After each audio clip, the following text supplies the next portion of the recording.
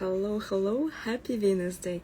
I'm so happy to start this live today because we are having our first interview with Danitza Borges, and I'm waiting for her to join this live. And while we're waiting, I just want to express my excitement. How for several months I was thinking to start this series of interviews in conversations and discussions with female founders in tech, in AI, in marketing, sales, or whatever industries they are, to start this series. And today is our first interview. Okay, I'm connecting Danitza.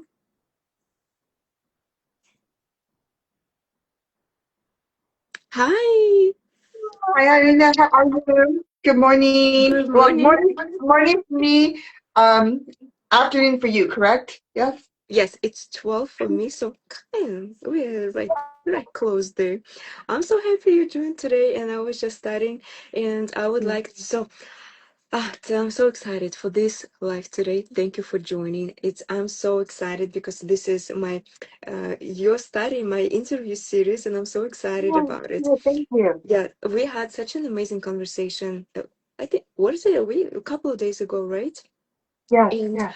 I'm so and then I still have goosebumps from our conversations, and I want you to share today. So I have prepared some questions for you today. Sure. So yes, Again, I thank and you. Thank you for having me on your live podcast. I really am privileged. I am very humbled to be on it. So thank you very much. thank you. And I just want to introduce you a little bit, and then I would like you to introduce yourself fully with everything you do, with all your experience, because this is just so powerful. So Oh, we're here today with Danitza Borges, a CEO and founder of ELYS. And please tell us about you more and your app and your tech business. wow. Thank you. We are a new tech startup, which is taking me actually now 6 years to build. I have bootstrapped the whole startup and company myself. As women, we know that we are, especially women of color or definitely our gender, we don't get the venture capitalist funds that most men would get. I think we get like 1.7% of any venture capitalist money. So if we want to build our own companies, we have to literally bootstrap or take out loans of that nature. So I ended up having to do the bootstrapping. And my company is very humanitarian based. It is not a capitalistic company like so many of the mega tech companies are to date. We are based in humanity. We are based on a hot button and messages to leave to our family members. And we are excited to be launching, fingers crossed, within 5 days.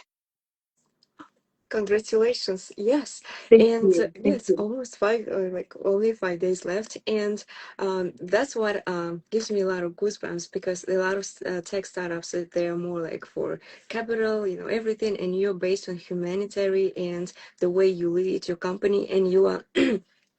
Your staff is women, and it's so powerful for me to know as well. So I would like to start with some questions about how you started, because you to come to this point to lead and to start this startup, it takes a lot of experience and different kind of experience, life experiences, work experiences. How did you start it? I remember we spoke about it. I know you worked in male-led dominated environments. I would like to know more about it, and how did you see power and leadership at that time? How did you feel working in that environment, starting probably many years ago? I come from a predominantly male background. I was pretty much raised by two older brothers, a grandmother. So, although I had a strong matriarchy figure, I learned business. I learned to maneuver in life through my brothers, good and bad experiences. You go off to college, you get molded into some type of student, and you're learning. You become a part of academia. And then I entered into law enforcement, and then I realized how much of an oddity I was in that male field. And when you're maneuvering in a male field, there are certain expectations, both um, women who are watching you maneuver through the system and men on what they assume your behavior should be. And so as you're trying to maneuver and liaison with female counterparts because you need that camaraderie, then you're trying to maneuver with male counterparts because you want to be taken seriously and recognized for your performance. And it's a very, very fine line. And the more you are in a male predominant role or employment or career choice, the more that fine line is constantly being tested by your with your character. So as you maneuver, you're constantly asking yourself, am I being good enough in this male counterpart where I'm being taken seriously? Or am I not doing well enough, and am I being seen as my sex appeal, my femininity by both counterparts? It was really interesting yesterday. I was watching the Davos summit, and Prime Minister Mark Carney said something very, very interesting. He said, "If you are not at the table, then you are part of the menu."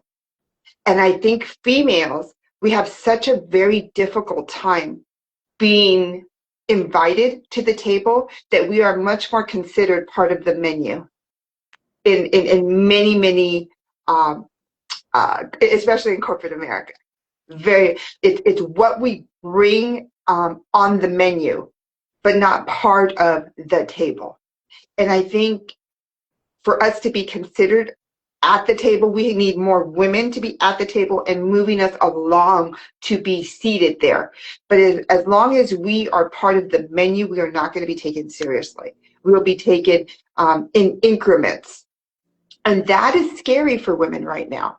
So many women are leaving the workforce in an astonishing numbers. Like for every woman who gets a job, 3 men get a job. So if we're not seeing ourselves in these corporate positions, utilizing our femininity in CEO, founder, executive, director positions, then it becomes very male dominant and very masculine. You are raising so important points and topics in this just one question, but what actually stuck with me, how I love the word, how you use maneuver, and also yes, we, like I love the quote, if you're not at the table, you're on the menu. And I would like to also, I wanted to ask you, when you said you were maneuvering, how did this shape your personality, like characteristics of your personality, and how that could also teach women now and show you as an example to be at the table, to get to the table? I think men do it so like effortlessly. Their networking is completely different than the way women network. I didn't realize it until very, very recently, within the last actually few years, where I've been on more panels and women's shows. And coming from law enforcement, men network very differently. They make deals on the golf course. They meet for drinks after to talk. They'll do a handshake and a deal right there. It's very, very quick. They're not apprehensive to ask for help. They're not at all apprehensive to ask for help. They will say, "Hey, buddy," or "Hey, bro, can you do this, this, and this for me?" And women are much more hesitant to ask for help because they may think, well, I don't want to appear needy or uninformed or not worthy of. There's so much negative self-talk. And then on the other side, if it's a female, it's we have to get away from the, well, why is she asking me? She just wants something from me. Well, yes, yeah, that's true. And there's nothing wrong with that. Okay. Men don't think, oh, because my friend here is asking me a question, he must want something from me. Of course he does. They already accept that.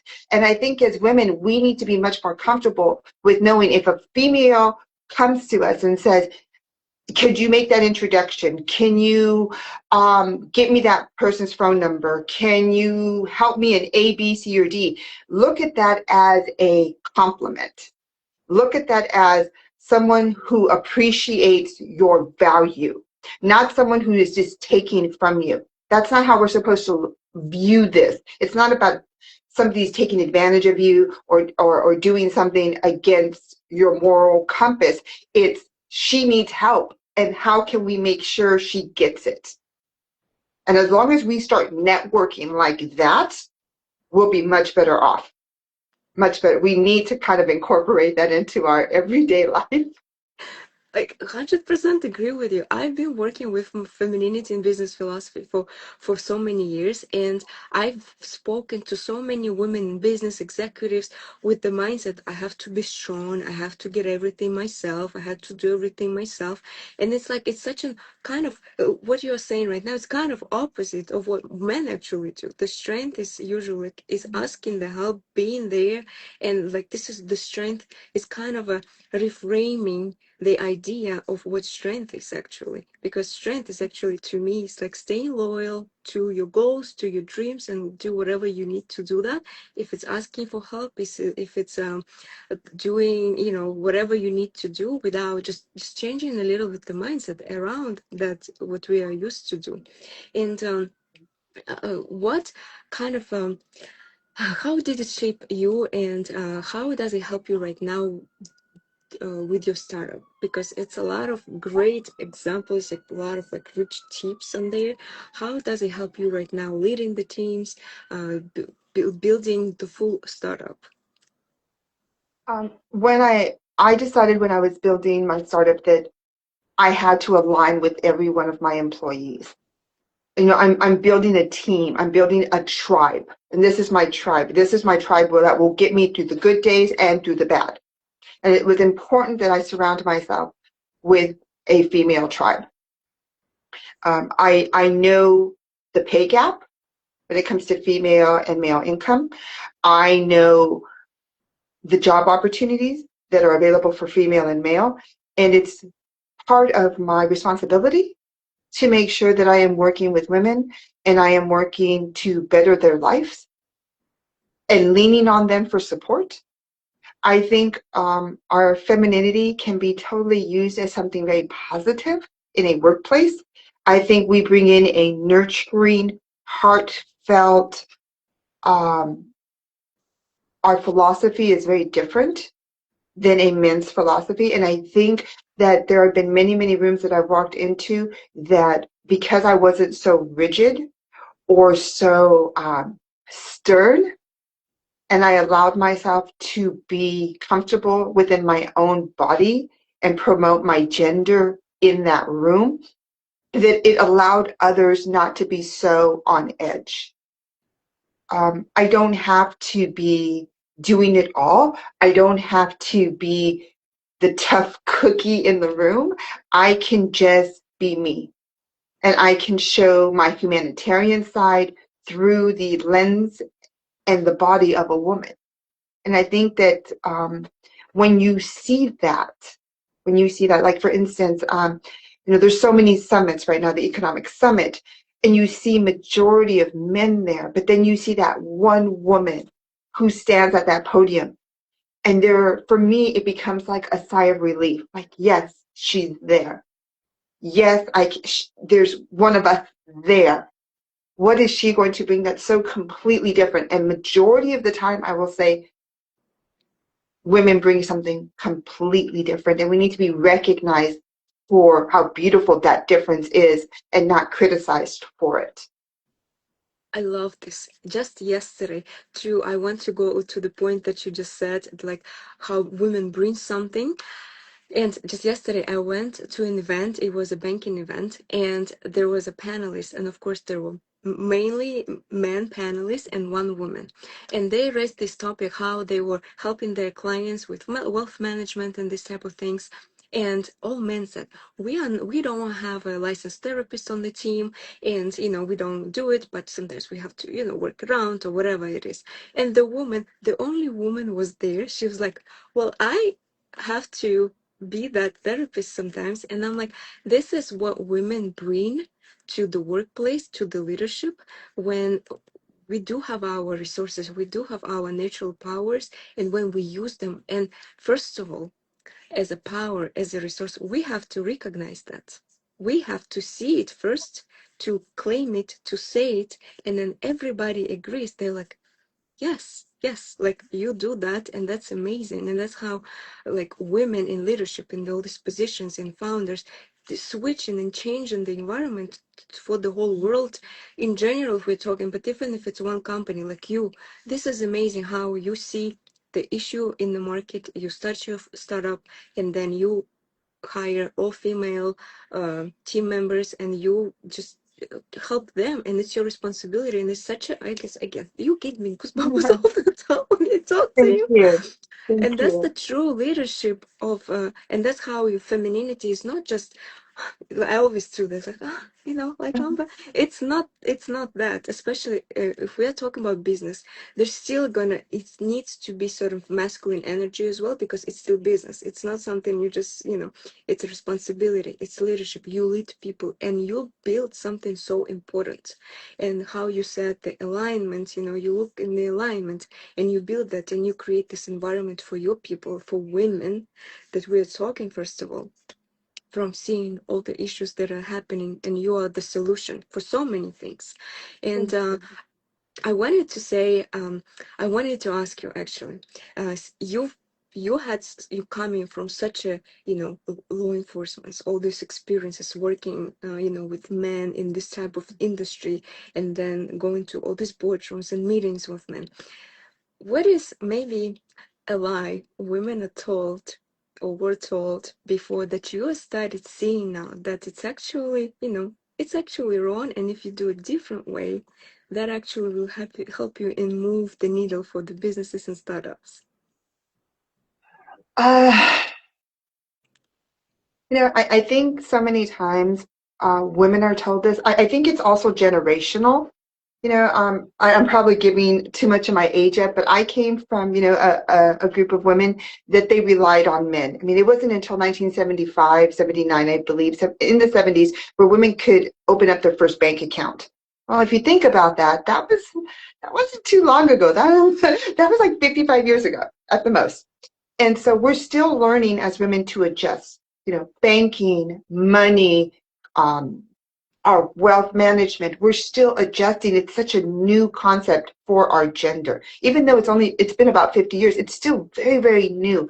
And take that, reduce that by our mothers, okay, and what they were faced with. And were they stay-at-home moms? Were they the first women in their family to go out and get a job? I mean, there's so many different aspects. And I think we learned from our mothers that we had to rely on a man. Like we had to rely. And as those tables are turning, more women are entering education. More women are starting businesses.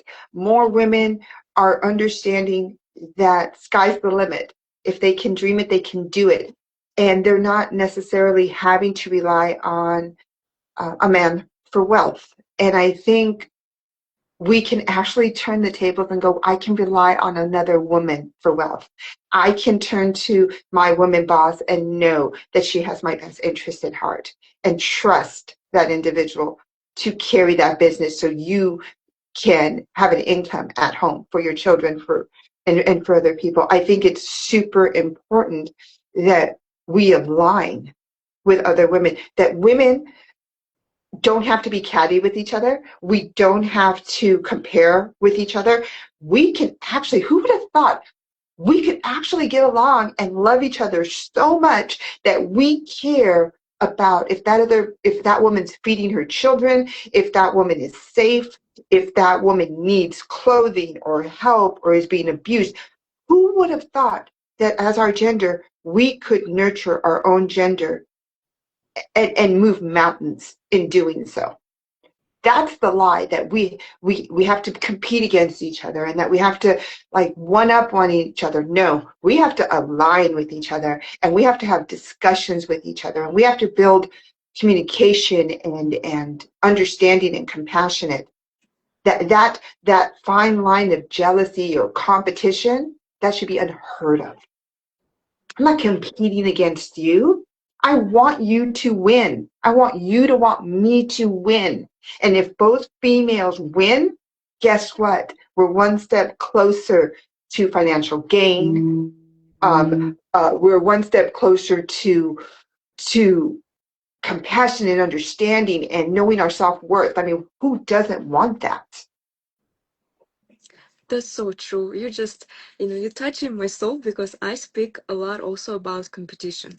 And several years ago, I made a post about competition is actually a masculine trait. And, it's just for men to do such cool things. And I had so much hate and oh my God, so many conversation around it. I was like, what did I say? Like, why do we have to do it? I refuse to compete with women. I don't want to compete with women. We all hold such a powerful individual energy that we 10 women can do the same thing in the room and they're all gonna do it differently, and the energy is different, and the world is abundant. It's like it's a lot for everybody. And you raising this also and speaking about that is so important, that we don't have to rely exactly on men. It's like it's good to have a community, but our community, we create our communities. Like you creating your tribe, your community with your startup, and doing all this amazing thing, being a woman, doing it for women. We also I love how we spoke about our conversation about you creating, the community, and you doing this humanitarian startup. And we touched on this topic where uh, we as women, only we know what we're going through, because you women, you went with your experiences in life. And every woman had their own experiences, but men, even doesn't matter how well how good they are, how carry they are, they don't know what we're going through. And you creating this app, I wanted to uh, want you to talk more about it, why you created it, and how it helps women actually, because it's such a huge thing right now in this world, and you're doing such an amazing startup about it. Thank you. Thank you so much. We are launching, it's called ELYS, ELYS. We are on Instagram, ELYS_legacy. And what we are doing is the first of its kind. And it's just amazing how I feel like I am on a mission, and I am just the vessel. This is a higher calling for me. Like this came from somewhere unbeknownst, no matter what your religious beliefs are, this is bigger than me. And I'm very humbled to be the vessel. What ELYS does, it's a two-part component, but what I'm very, very excited about is called the hot button. We're hoping to be on every single phone as a permanent icon by 2030, maybe 2031. And what that allows you to do in cases of emergency, say, for instance, as a woman, you're going jogging and we need to know your route. You're catching a flight, you're traveling, you're going shopping, there's an active shooter, you're a female student on a college campus, and things happen on college campuses all the time. Any possible injury, loss of life, emergency, you hit our icon, you have a designated emergency contact. We're going to be doing up to 5 emergency contacts. You hit the hot button and you leave a 1-minute message. If nothing happens, we hope it doesn't. We hope the emergency or what if situation becomes averted. You just swipe left, cancel the message. You didn't worry anyone. You didn't contact anyone. You handled it, and you controlled the environment and the situation. But if something does happen, that emergency messages go out within 72 hours. If you're a minor, it'll go out even much, much faster. I'll give you a scenario. Everyone knows that there are a tremendous amount of lawsuits with Uber and Lyft in regards to sexual assaults with their drivers. If you are a female and you have ELYS, you hit that hot button, and before you get into that car, you videotape that license plate. And you get in and you say to that driver, hi, I'm on video. Hi, how are you? You have to take preventative measures. You have to use all the tools you have as a female in your toolbox to stay safe. It's super, super important. We know we are the gender with the biggest target on our back. If that driver had any ill intentions, you're not going to be the victim because you took preventative measures. He will wait for the one who didn't. If we do that, if we put safety into our own hands, we'd be surprised on how many women we can save. That's just one scenario. You go to concerts. No, we're very, very big on dating apps. You have no idea who this stranger is. You have no idea. And we're meeting strangers at bars and clubs and coffee shops, but you have no idea. So leave a message for your best friend or your parents and say, hey, this is the person I'm with.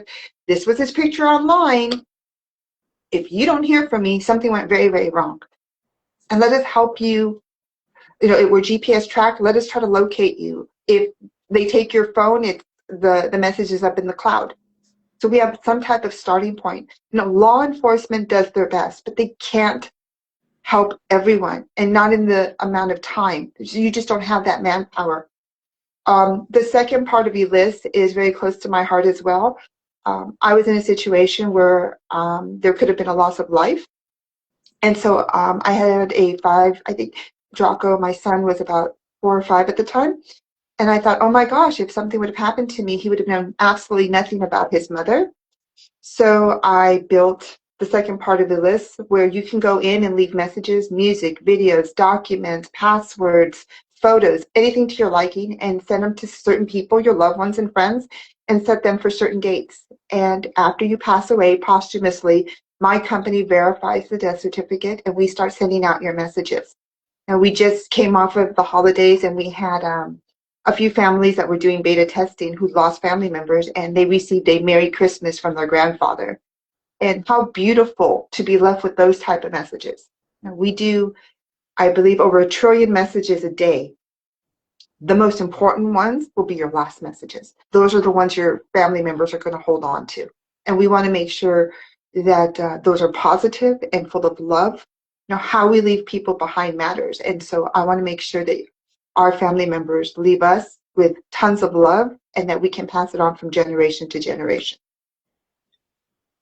In a nutshell. Yeah, it's so important because even to me, it's also I'm starting like tearing up a little bit because it's so touchy for me.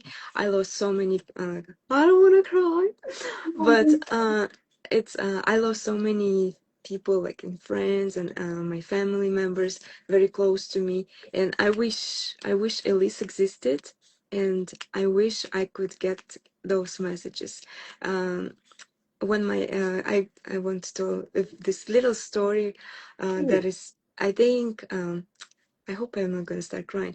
My father died, and when I was 7 years old. So, and I was my father's daughter. Like I grew up with my father. So he left a message how much he loves me on a cassette. Cassette, Mm-hmm. like cassette, on that, but it got lost because Oh, through all of these things. My uncle heard it, and then through all this chaos and everything, it got lost. But I know it was there. They were trying to find the cassette, but nobody could find it. But if ELYS existed at the time, if that I would have that message still with me, and I could listen to it, and it still would make my heart, melt much more. So this is amazing what you're building, and the way you're talking about prevention. I'm very big on prevention as well, because even with femininity in business philosophy, it's also prevention from the stress, from the burnout.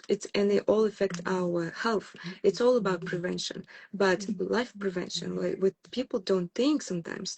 I came from a different country, and of course, for me, prevention was also, it's a big thing for me. Like, why would I do something that can cause something bad? I would better prevent it than dealing with the consequences of that. And being so aware of what can happen, being aware of the environment is so important. Having tools is even more important. And who else, if not women, who can build this? And mhm. I'm so proud to meet Oh, you. thank you. Thank you. And I'm so happy that you here today. We're having this conversation, this beautiful conversation, that sharing. At least I hope everybody who's watching right now, everybody who is going to watch later, because it's going to be recorded, saved, and then I'm going to share this message as much as I can. Whoever listens and hears this, please, is it app downloadable? How can people get ELYS to their phones? Right now, we are in the beta testing. We're finishing, in fact, fingers crossed, this weekend will be the last beta testing. My team is very good about breaking the links, so, which is good. If we break it first, then our customers won't. They'll be able to download the app. I will go ahead and send you a discount coupon code. We want to give everyone the free month of ELYS. Our price point is ridiculously low. Do not let that fool you. We want to make sure that every person on the planet has it, both male and female. But we definitely are pushing the female envelope. Definitely pushing that. We are set to launch in the United States, Canada, and Mexico, with our next goal being in countries of war, which is right now we're looking at a possibility of Iran and obviously Gaza. We are very, very pro humanity. Whether it's female or male is irrelevant. It's human life, and we want to make sure that everyone gets a message from their loved ones. Super, super important. And thank you, Aina, for sharing your story. It's such a beautiful story. I can't tell you how many people have lost cassettes or wished for that message. And we're really excited about you downloading these messages. Everything is digital now. You can download these messages from your loved ones and have them at your disposal at any given moment. So we're really, really excited about launching this. We're excited about the tools. I'm so pro female. I want every female to have a community, to have their own tribe, because the ELYS hot button is a tool.